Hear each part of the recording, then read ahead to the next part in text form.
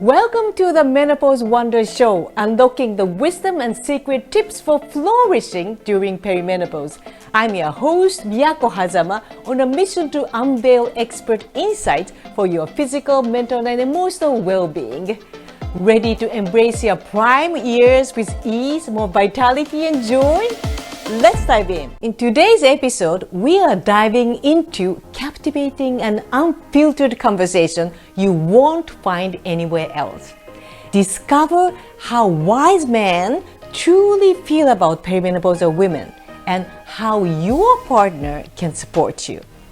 We are joined by the extraordinary Stephen Weisman, a higher transformational and high-performance coach renowned for his communication expertise from his corporate broadcasting background. As a loving husband and father of 3 daughters, Stephen candidly reveals the secrets to gracefully navigating this life-changing stage together with his beautiful wife. Come in and join us for a truly enlightening chat. Let's go!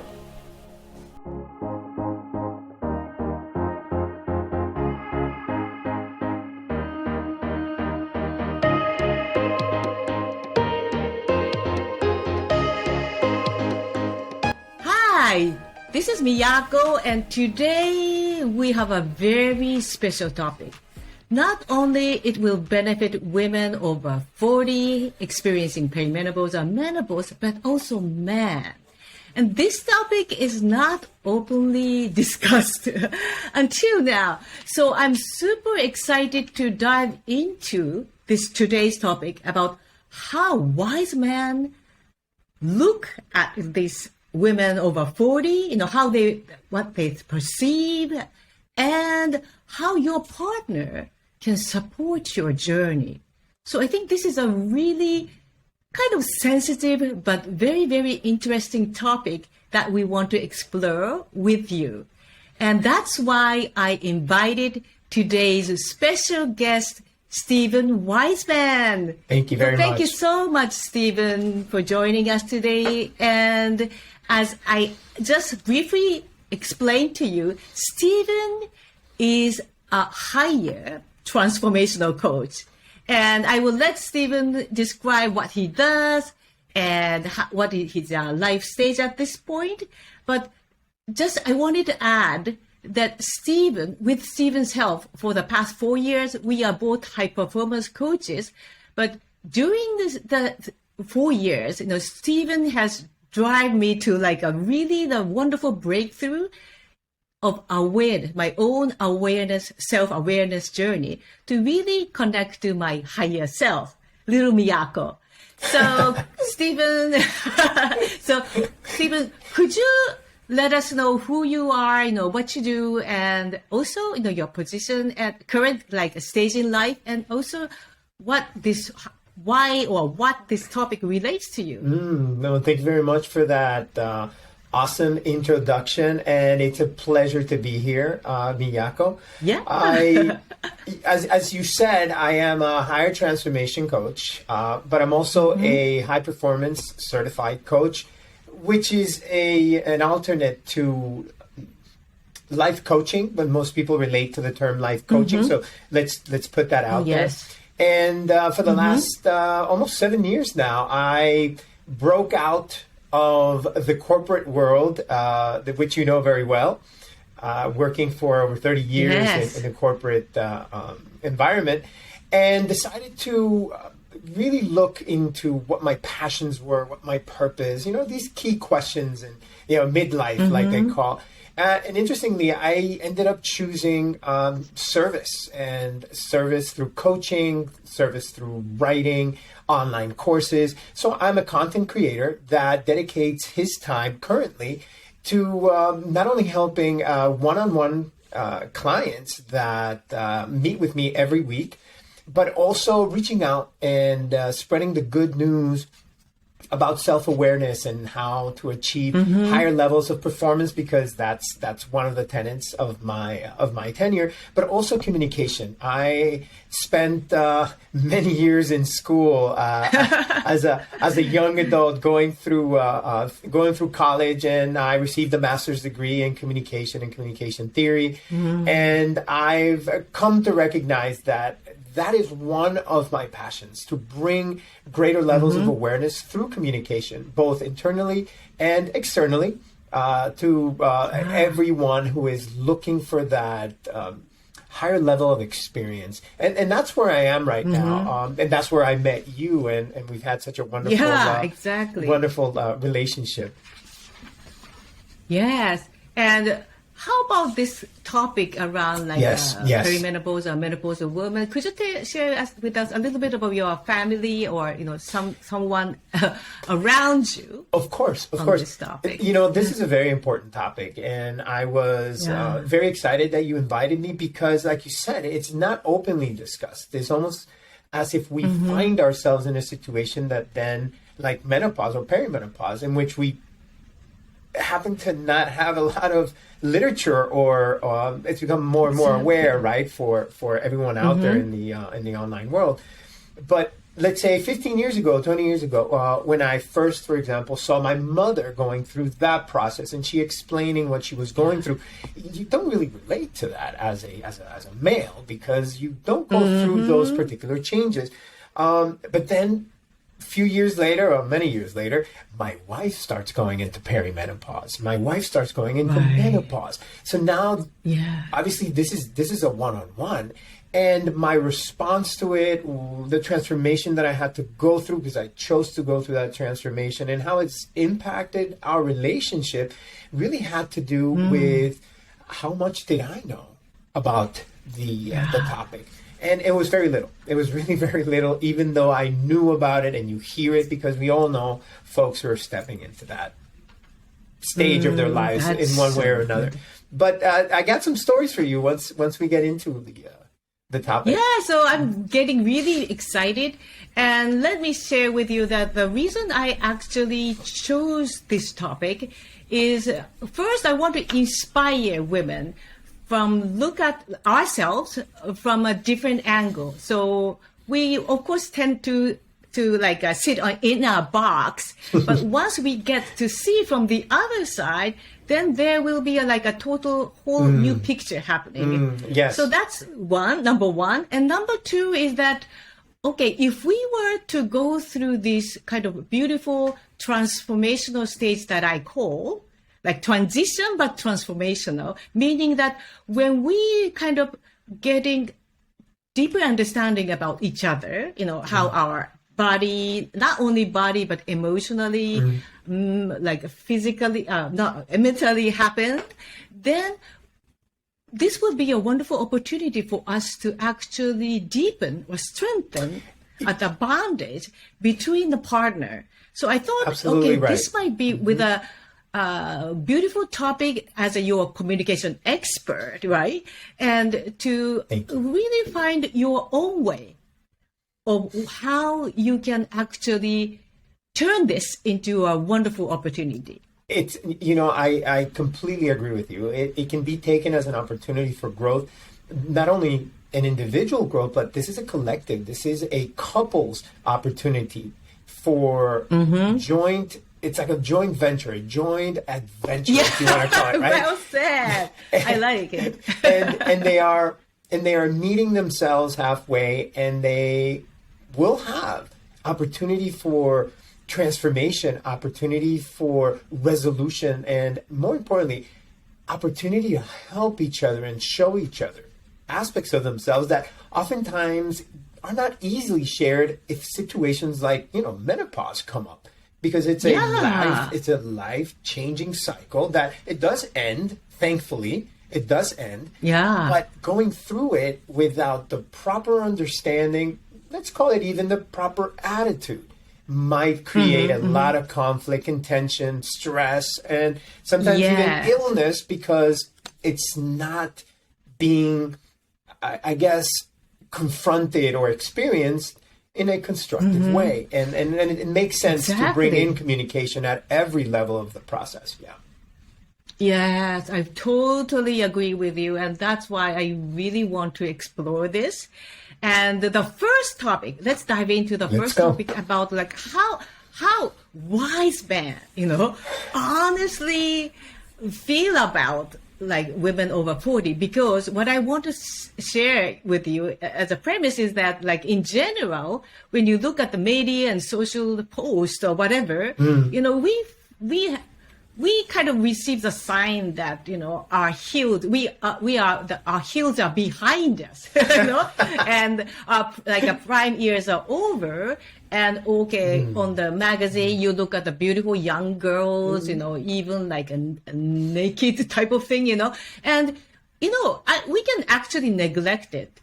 But that is a kind of common, like general old style conventional like a way of looking at women. And I wanted to ask you honestly how like a matured like wise women, my wise man like Stephen are looking at this age range of women. Great question. That's probably one of the most relevant questions. I know that something happened online recently in which there was, I think it was during a news cast or something like that someone mentioned, and it was a male presenter, talked about a third party, it was a lady, and he said that definitely she was past her prime, if I'm quoting correctly. Yeah. And it really had reverberations throughout the world, because I've been following the story.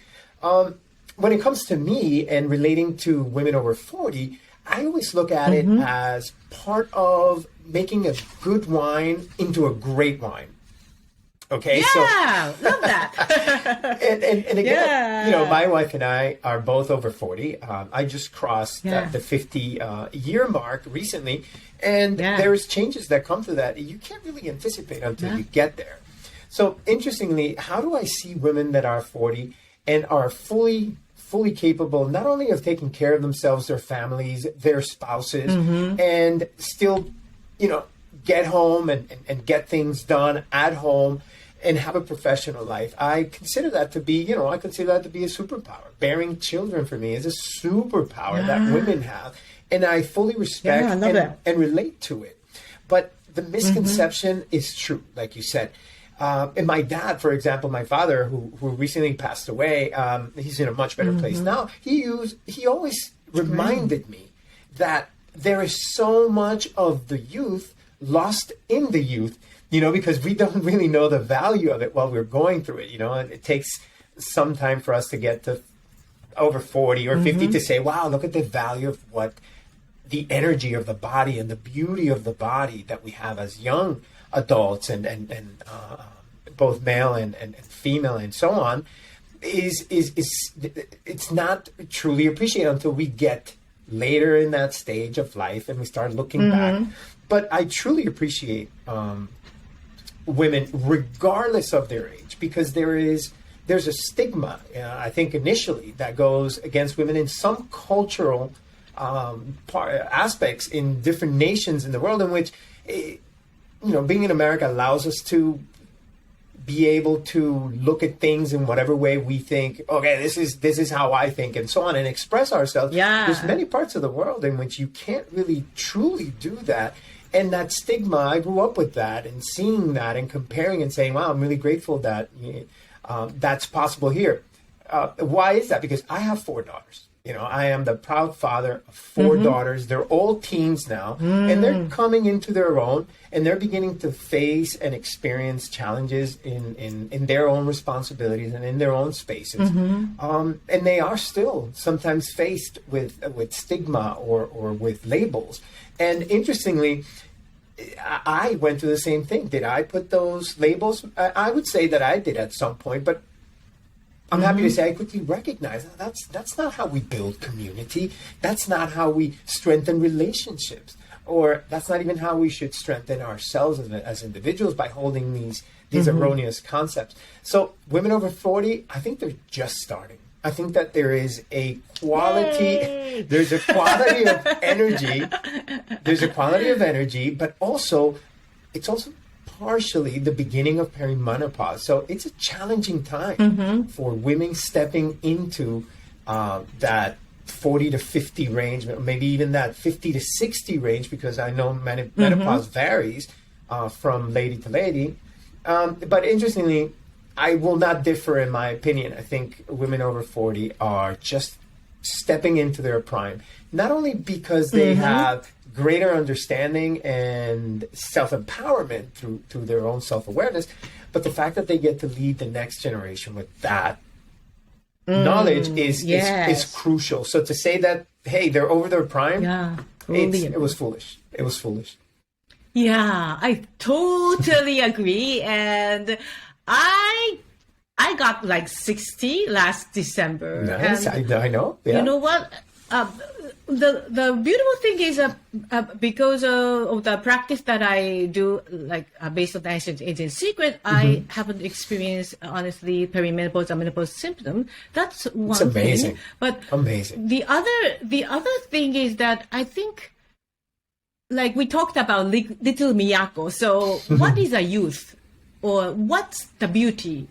I always ask that question, and even like Louise Hay, who I really respect her, but she is always kind of nurturing, like her little Louis, inside her. Yeah. And I think we are having that kind of dual, like living. I think of course, the reality is here, like 60 Miyako here, but inside of me, there's like a little Miyako always like playing around. Always. Always playing. And when we accepted that, then it came to me, like for me, it's like just getting started. So I just got started on this new YouTube world or whatever, but it's like never ending. So what's the beauty? And I also see the beauty, of course, beauty in young women, of course, like beauty for art, painting. I don't deny that.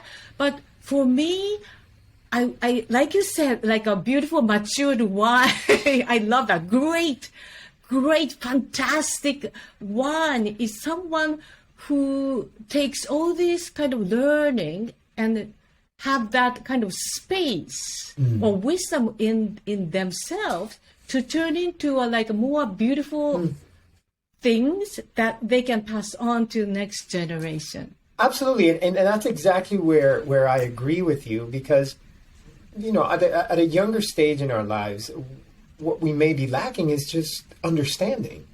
We have lots of energy. Yeah. We have the vibrancy of a young body, a young mind that is just beginning to step into its own, right? And sometimes we don't know how to properly use that in order to even grow further. And it's not about speed. It's about depth. It's about recognition. And you mentioned something about that little Miyako that we all have. I love that we, and I have those, Stephen. I mean, you could call it the soul if you like, so that we have a clear representation of what it is. And the raise of consciousness that has happened in the last maybe 15 years, especially in the last 3 to 4 years, there's been a rise in consciousness, an expansion in consciousness, where this idea is much more easily accepted, and therefore it's actually leading folks, both male, female, and so on, to find a deeper connection with themselves, because we're multifaceted is the key. And, and sometimes at youth, that's beautiful. At youth, we fully don't understand and appreciate that. So when we get to the 30s and 40s, and so there is an awakening of understanding, and it's much readily available to making decisions, applying them to our relationships. So that's why 40s and 50s is the beginning of what I consider to be the foundation for the next generation, because it's a much more sound foundation based on experience rather than just theory or this is the way I think it is. No, you've lived quite a bit, and you can say, oh, I applied that and it didn't work. I did this instead, right? And I think that applies to menopause very much so. So truly, I greatly appreciate what you're doing in the topic of menopause, because a lot of misconceptions and there's a lot of both psychological and physiological issues for both male and females going through it, both, couples going through this stuff. And I know we're going to be talking a little bit about that. Yes. Yeah. Thank you so much for bringing up this topic, because I want to also talk about, like, of course, the dream state, or, how you perceive ourselves is really inspiring, and we are just getting started. But in reality, there are challenges, of course. So in general, like what often women experience, this is kind of typical, like anxiety, like mood swings, migraines, or sleeplessness, like, these are the thing that actually really, people say, like, women I help with, they say, like, oh, I'm losing myself. Like, they don't know, don't know what's actually, they don't know actually whether it came from perimenopause or menopause, but something, the physical changes, right? And they're wondering what's happening. And then, so it's not like they're instantly related to perimenopause or menopause, but what's happening? Is it coming really to me? I mean, and then, sorry. No, I mean, just imagine that you have a lady. She's starting to go through her process. And I think that's where I highly relate to the topic, because I saw that in some of my elders as they went through it. I just didn't know it. And now that I've lived that for, say, 6 or 7 years with my wife, that's personal at that moment. There is a journey to it. So it's interesting to find someone that you love, someone that you care for, go through a process. They don't understand themselves at first. And yes, and like you that's said, the point. Interesting, because for women there's challenges, but there's also these additional challenges that happen to men that relate. I think as closely to the same challenges, because as men we also experience anxiety, and we experience depression, and we experience frustration, and even the helplessness or the guilt, because we don't know how to help our partner. And that's so important. It's super important. Thank you so much. And also there's there's other aspects of it, but I think that is what we're going to talk about a little later. But those same issues we experience, and oftentimes it makes us feel inadequate, because maybe 6 months ago or a year ago everything was amazing, great, nobody had any symptoms, and all of a sudden it just clicked. And it's starting to happen. It changes things, and it does have a psychological impact. And I think the lack of awareness is what's leading to some of the conflicts that we see.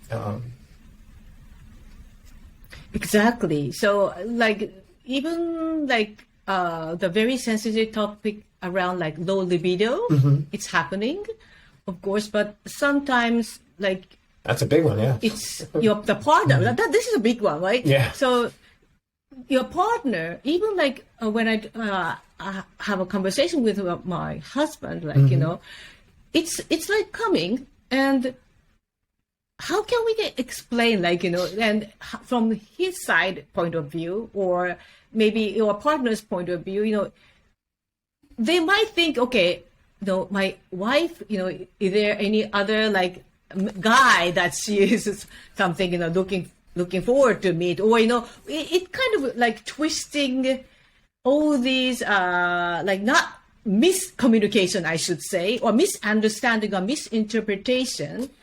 So that's like we tend to feel ourselves helpless. There's powerless. You're absolutely right. There's a lot of miscommunication regarding the topic, and it's not the topic itself. It's what both members of that relationship are going through, and not to be able to vocalize it correctly, express it clearly, creates even more tension. There is a misconception that ends up turning into a conflict. And like you said, exactly, there's additional fears associated with menopause that when not properly understood, we create this perception that that is true, you know. And I think one of the biggest one, like you said, is low libido sometimes tends to send men on a spiral. Because now they're super afraid, perhaps, that, you know, like sex is over in the relationship. And that's false. Yes. I mean, it's absolutely like false. Panic, right? Yeah, Yes. it's absolutely false. So what happens? Can the person take on a level of patience to figure it out? Or do they just step out of the relationship and say, I'm going to go find somebody who is not going through this? Yeah. So it does have its own ramifications. But with the proper understanding and with the deeper strategies of communication, menopause shouldn't have the, negative connotation when it comes to these misconceptions, like you said. But it does bring its challenges. I mean, without a doubt, it brings many, many challenges. Yes. So that's why, you know, if you're like watching or listening, and you feel the value in a conversation, I would highly invite you to your partner to also listen to you, maybe with you together. Absolutely. Or maybe separately. But I think the understanding as a information that women will go through at certain point, and it varies person to person, and it depends on their previous health condition. All these are happening, but there is a way to really find relief.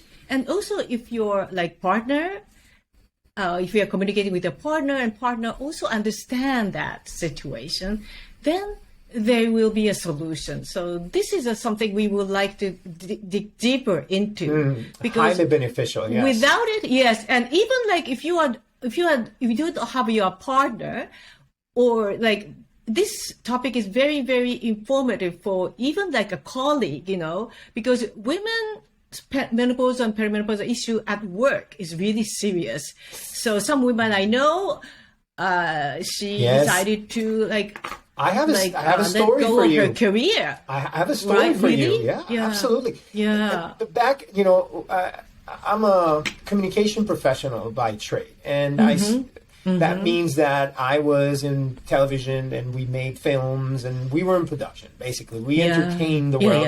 And I did that for about 20 plus years, right? And interestingly, as I grew through the ranks, I ended up managing some departments, managing people, and that actually brings you very, very close to people's issues and people's problems. Because now you are, they're requesting time off, they're telling you the intimacies of their own life when it comes to key issues that they are going through in a consistent base, right? And there was this one lady who, I loved her. I think I loved every single person I've ever worked with. Amazing, beautiful, and more importantly, highly, highly productive person. Wow. And interestingly, how she began to go through that process. And it's not something that I knew. Okay. It was something that she shared with me.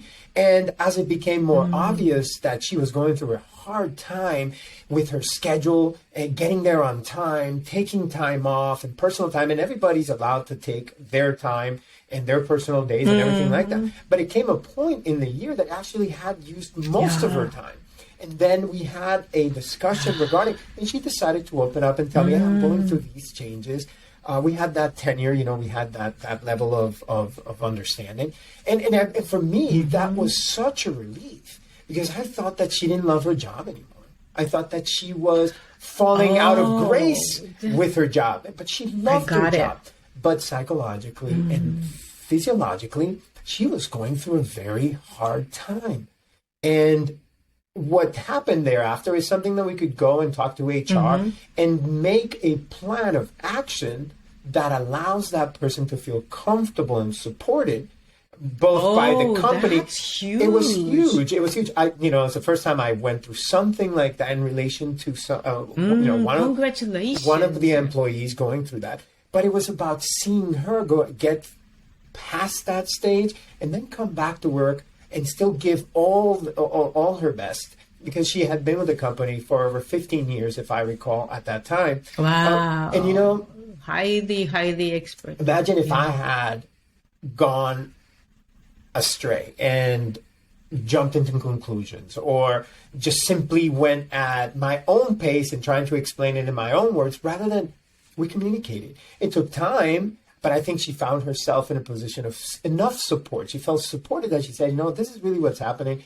And how can I become a better and productive employee as I've been? But if I have these challenges, can I get the help? And, you know, the company had some help in place and it was amazing. And, you know, 2-3 years passed and never spoke about the issue again. But she remained, and she was again highly productive and beautiful soul. Wow! So it was an awesome story. Yeah. Wow! Awesome! Thank you so much for sharing this such a beautiful success story.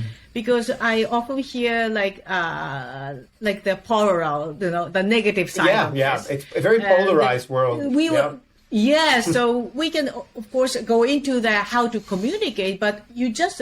The story you shared with me was really the wonderful example of how patient we can become and really understand where they are coming from or each others are coming from. Yeah. Because as a manager, like I also led my team in my corporate days, and I also, you know, find myself jump into the conclusion. Okay, this person might lost like interest in the job or you know whatever. It's but normal. When you really like open up, then well, there's a new opportunity, and we can talk, you know, about this like a work environment issues in a separate episode, because I think this is very, very deep, and there are a lot of like managerial position, you know, wondering I don't know what my like you know the ladies in the team are thinking about. Like you know, it's a lack of like direct communication. And like you said, it's a very, very personal and private matter. So I was very fortunate to have that level of sharing that needed to happen in order to find a solution. But you know, I was really pondering. I contemplated why did I even hold back on judgments and pursued a deeper conversation with her. And when it happened, look, solutions came about. And solutions came about. So what I felt when I was thinking about it, when you invited me to join you on this amazing podcast, was that I think I knew early on that, for example, my wife was going to go through menopause, that my mother had gone through menopause. So it's not something you think about it every day as a man. But if you put yourself in that position and you say, well, this is somebody's mom, this is somebody's wife, right? Well, the same thing is going to happen to me. Maybe, like you said, you're younger, you're stronger, but in 10 years, in 15 years, whatever the time frame is, you're going to be in that position. And especially if you're a woman, you most likely will be in that position, right? But I don't know, just learning how to be more empathetic about the struggles that ensue getting into that perimenopause stage and the menopause stage. It was very, very helpful. And I appreciate it because it really helped me when it started happening with my wife. Not to the point that there was no conflict. No, there were issues. There were definitely issues, but it was a lighter load to carry per se. Yeah. So what you shared really gave us a clue, like, you know, or to first understand, like even like information basis for the experience, sharing the experiences, and share a little bit about what you're experiencing openly. You don't have to be like a vulnerable, but just authentic view. Yeah. This is what I'm experiencing. Very much. Yes. We are not just attacking. So we are coming into like the third final topic about how your partner can support you. We were talking about a work environment, but this communication thing can apply to this personal relationship as well. Very too, much. right? Yes. So you gave me just a clue that, you know, okay, it's better to actually open for understanding of this, even if it's not your thing, right? But it's looking from the other perspective. Putting yourself on the other person's shoes if you want to be his Yes, and I would like to share that like often men feel that okay, this is not something that they experience, and they don't want to like hurt their partner's feeling, right? And maybe that's a big one. Yeah. That's a big one. And it's a complete misconception. Exactly, and you know what? Because while they're in the like migraines or like mood swing, they don't even actually find a solution to how to like manage themselves. And in the midst of that, when some like your partner asks something, then like it triggers you.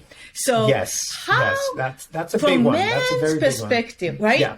For man's perspective, could you share with me a little bit about your story about like how you dealt with this? Because you might be sometimes is this happening to me? There must be a solution, right? Yes, absolutely. And again, I thank you for inviting me here, because it's definitely a topic that I'm very, very fond of discussing, because I've had a success story with my wife and continue to build upon successes because we believe in communication, and the right strategies and techniques of communication. Beautiful wife, yeah. Always bring you closer to, like what you said. Is it a solution that you're searching for? Is it a question that you're asking? And knowing how to communicate is definitely what makes a difference in relationships when it comes to difficult challenges like perimenopause. But for me, why it hits home so much is because although I had some of the experiences with my grandmother and my mother, and they talked about it, and it was something that you just almost overheard. It wasn't a conversation per se, right? You overheard it. They're going through this. And they talked about the symptoms and the hot flashes, and it's like that's something that happens to somebody else when you're a kid. You're like, oh, that's not going to happen to my mom or to me, yes it will. So when you find yourself in that situation, and it's your person that you love and fight for, and you I mean, it's your partner in life, right? That's the way that I see my marriage and my relationship. She's also, by the way, I have to plug her there, and beautiful lady. And when she comes in to the perimenopause stage, I wasn't prepared. I had super high libido. I had. I'm an athlete, and a competitive athlete. So I'm training 2-3 times a week when this starts happening. So I have energy. I mean, I'm taking care of my testosterone, strengthening my body, competing, and doing all these very high energy situations, which really raise the testosterone, which definitely brings me to the point that when she started feeling the challenges, the symptoms, and all the different, first it was physical, but then the psychological started coming through. I didn't really understand it. I didn't know how to relate it because I was in a different moment in my life than she was. And although we're just, we're separated by 2 years in age, and very much alike in the way that we manage our energies and food and sleep patterns and all that. So there's a consistency there, but we were different. All of a sudden, we were different. We were not connecting. Why? Because I went into a spiral. I call that the spiral. That's the spiral of, I think it's intolerance to the condition, because you don't know what's happening. Number one, you don't understand it. Yeah. Okay. So there's intolerance, right? And like you said, she's triggered. I'm triggered. We're going through something that wasn't there just a few months before, maybe a year before. Everything was great. You're taking trips. You're hanging out. There's romance, and all of a sudden, boom, that all of a sudden stops. So you don't know if it's going to stop for a long time. You don't know if so. When you start supposing and assuming things, that's when the real troubles start, because, like you said, you're not finding a solution. You are finding a way to mask what's triggering you, meaning you're not really asking the right question, either to the to the other, to your partner, or even to yourself. Questions like, for example, a question to self that I had to deal with almost on a daily basis was, what is it that bothers you about this situation that your wife is going through? Not until I answered that question honestly and came face to face with a truth that perhaps I didn't want to live at that moment. Why? Because, like I said, my outlook was slightly different than hers as she went into this perimenopause cycle. And what we started figuring out was that the more we could just be with each other, even if it was in silence, that oftentimes the right communication patterns would emerge, where she just would say, I want to be held. That's it. I just want to be held. I want to be held. Don't say anything. Let me just talk to you about my day, or just small things, very, very small things. Then it's not that we weren't doing it before. It's just that the context of our relationship was changing. And the refusal to accept that new context is that was my trouble. That was my intolerance. I didn't want the context to change. And ultimately, if the context is changing, I knew that she was going to change. And what people fear the most when they have to make a decision to change themselves, because everything around them is changing.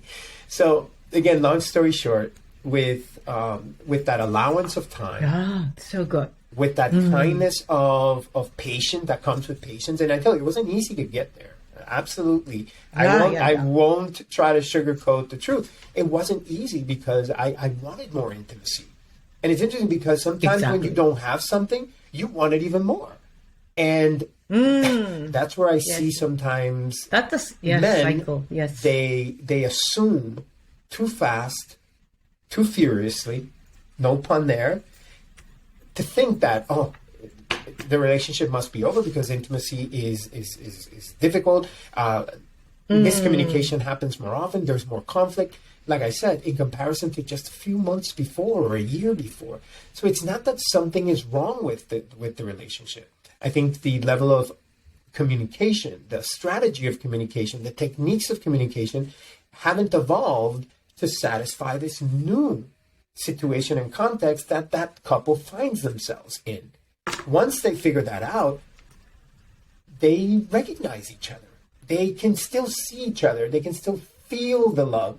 And although it might be difficult if intimacy is less than what it used to be, or sometimes it goes for longer periods of time because, the lady doesn't feel good about it, it really starts giving you a better sense of who you are as an individual, but also a better sense of how difficult it is for your partner to go through this, especially if you're not supporting her. So I really turned my perception. It really changed when I was just able to allow things to just be there and be quiet and just lay together, go to sleep without any expectations. It really changed the perception, and it's something that I carry very, very closely, and I use it in my coaching all the time, and not just for menopause. I mean, for so many different issues that people are going through in their lives. I use those techniques because they're proven. They're proven to raise the level of communication. That's it. Yeah. If the context changes, sometimes the level of communication and the techniques might not apply very well. So you gotta sort of bend them, twist them, test them, and bring in new ones. And you'll see that the person is still there, and they're the person that you love. They're just going through something that physiologically is challenging, and it comes through psychologically as well. I love this because thank you so much for sharing such a very private story with your wife. Oh, my wife said go for it. But yeah, thank you so much because I often hear from the husband sometimes, my wife has become like a zombie.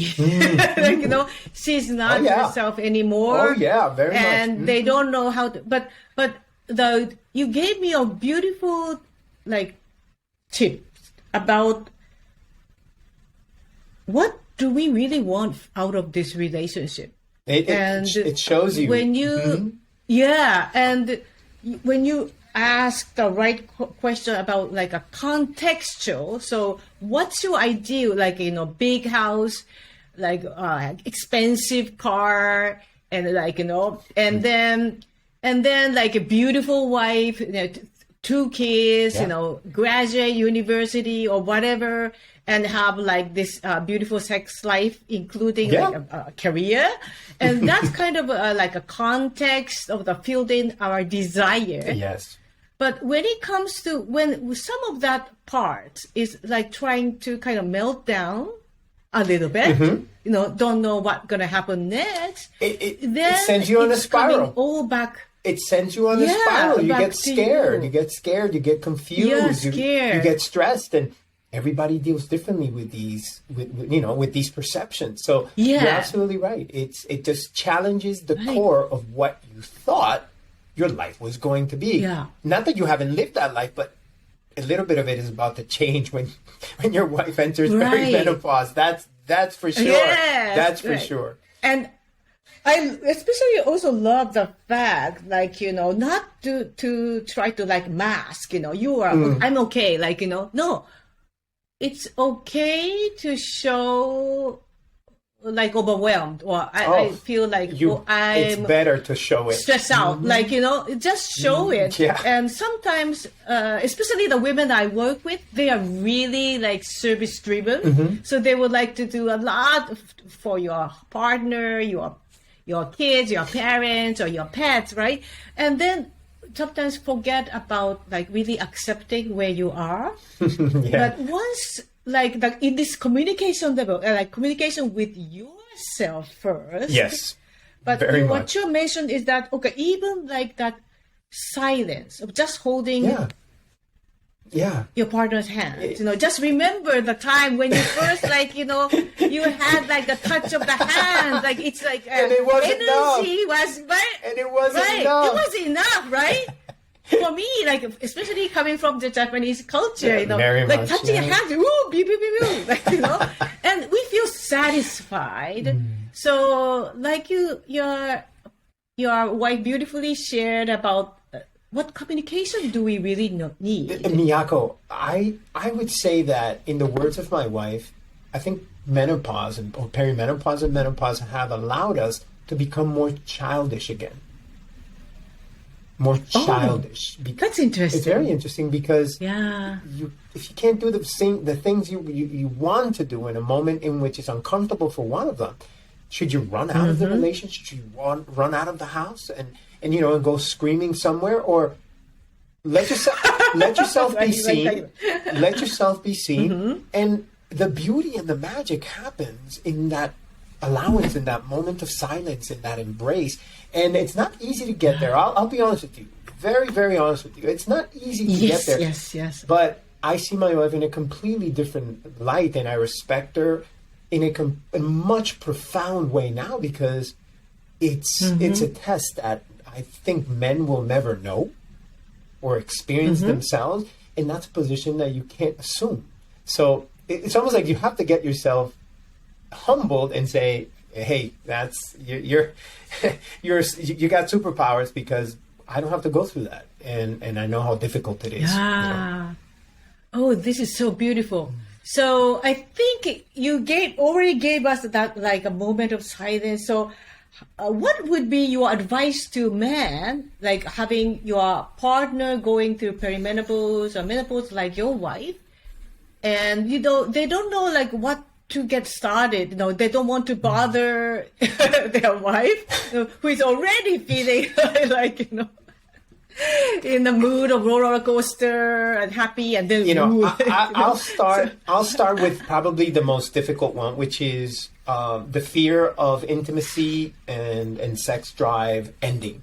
It's not going to happen. It's a temporary unplugging that the body is calling for. Her body is calling for a temporary closure in that department. She's saying, you know what, I'm going to go through this change, but I'll see you on the other side. So be patient, be very patient, talk about it. The more you talk about it, the more it becomes a, less taboo. So that's one. And number two, I think that it's a time in which I learned how to support my wife in ways that were there that I would have done before, but I didn't really have to. And it was, for example, like, putting the dishes into the dishwasher, picking up the kids. I love that. Doing the shopping one week because she doesn't want to go. She's not feeling well. Go do the shopping. She'll send you the list and get it done. Small things where you can fill in and this is a deep, deep truth I'm going to share with you guys. Happy wife, happy life. Okay?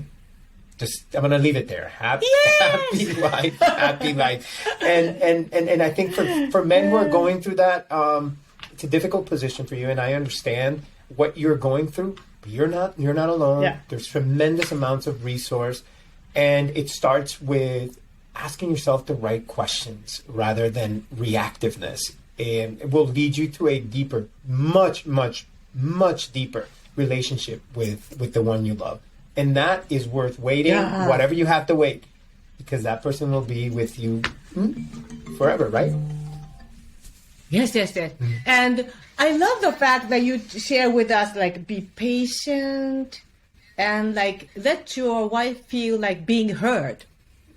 Being heard, and just touch of the, the skin or hand or whatever, that just hold her, or even not holding her, but just think about her and feel a moment together, like we do the breathing with my husband together. But that kind of just serene moment is one thing. And you shared with us about find something that your wife makes happy and pleasant. Yeah, very much. Like dishwashing. Very much. The toilet or whatever. It's in the small details, Miyako, and you know that.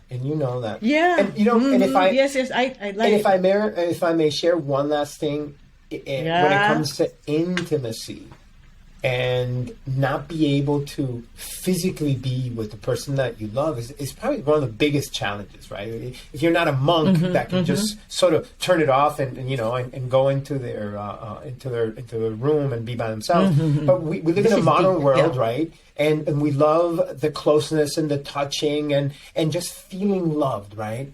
What happens when we have to hold back, it raises our level of intimacy even more. And that's something I didn't know. I didn't project that. But I learned it through. Oh, that's beautiful. It was amazing. I tell you, and to this day, it's a feeling that remains between us. And I assure you, intimacy can happen in anywhere. Because it's not just related to being in a bedroom with someone. It's beyond that.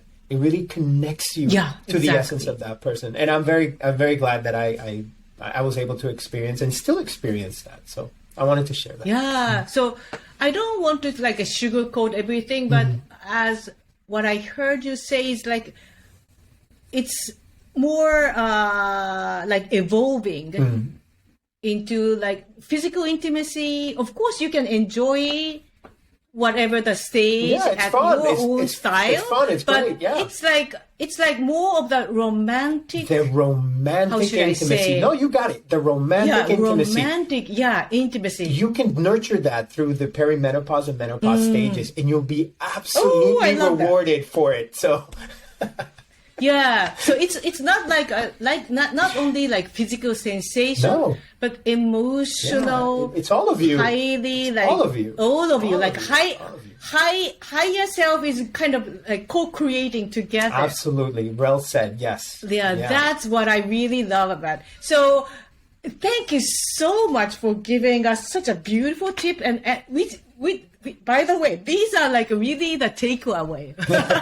And then the last final tip about how to really turn that relationship into romantic conversation and co-creative state is something I really want to actually practice every single day. Absolutely. Yeah. And again, it's a dare. It's a dare because most of us going into this might not believe, because we haven't had the experience yet, that that's possible. But the outcome for me, just practicing that level of separation, of allowance, of being in the presence of someone without being able to move forward with that, just raise the level. I mean, it's like it brings your nerves into a level of vibrancy that my God, you thought that you're not missing anything, and that's something worth fighting for. Yeah.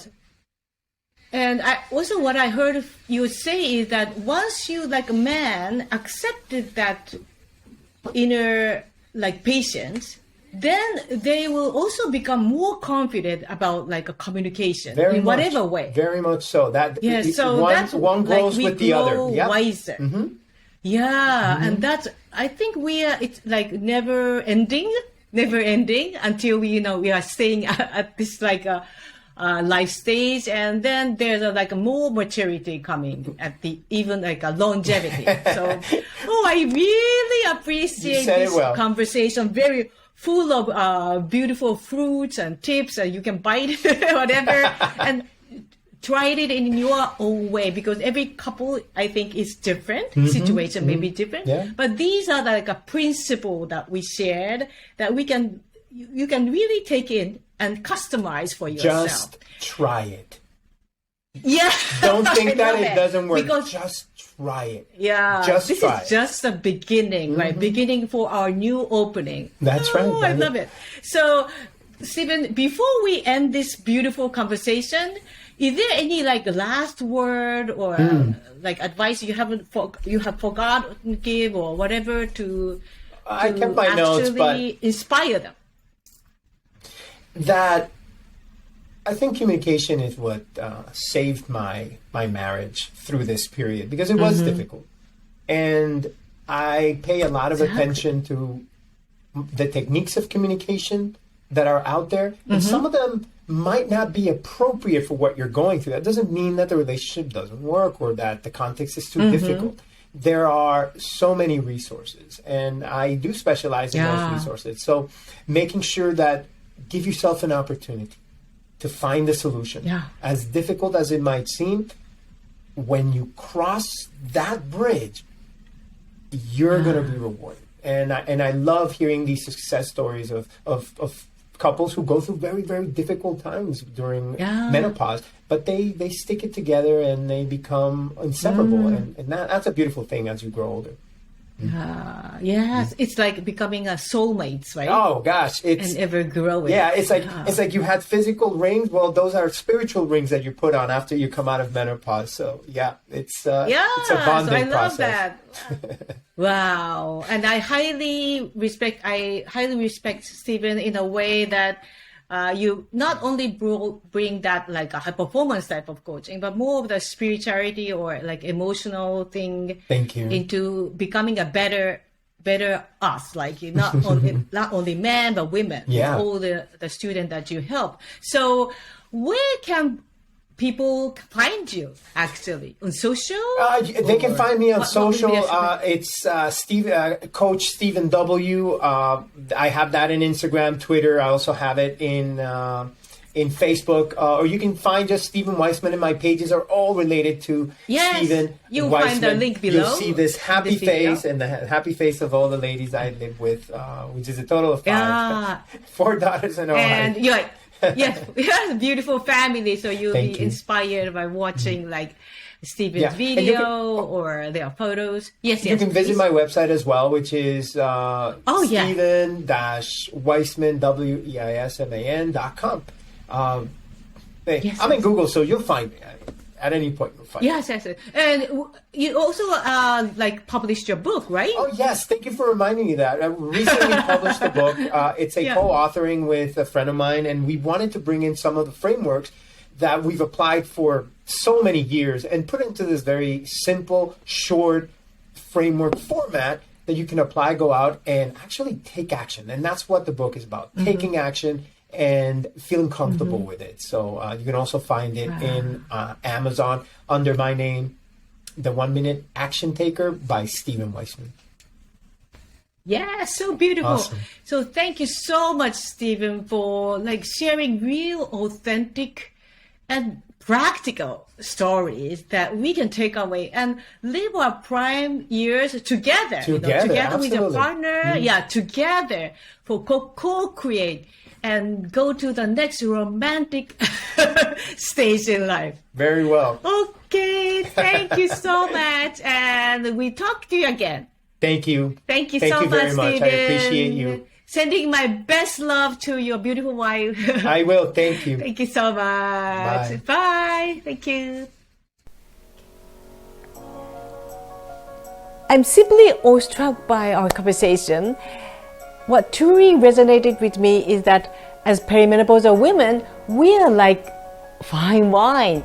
Our flavors beautifully blending over time. Embracing patience and self-reflection during this transition can lead us to a heightened level of maturity, fostering even like deeper romantic connection with ourselves first and our loved one. How incredible is that? Now over to you. What was your most significant takeaway? Share your thoughts in the comments. Both Stephen and I appreciate your input as we strive to create even more interesting episodes. Are you ready to take charge of your energy in your prime years and live life on your own terms? Sign up for my free video training series and discover the incredible power you already have to revitalize your body and mind during perimenopause. You can find the link in the description below. You'll learn the secrets that Asian women have been using for thousands of years to alleviate perimenopausal symptoms naturally and feel more alive, vibrant, and in control of your health. Thank you so much for tuning in, and I can't wait to see you in the next episode.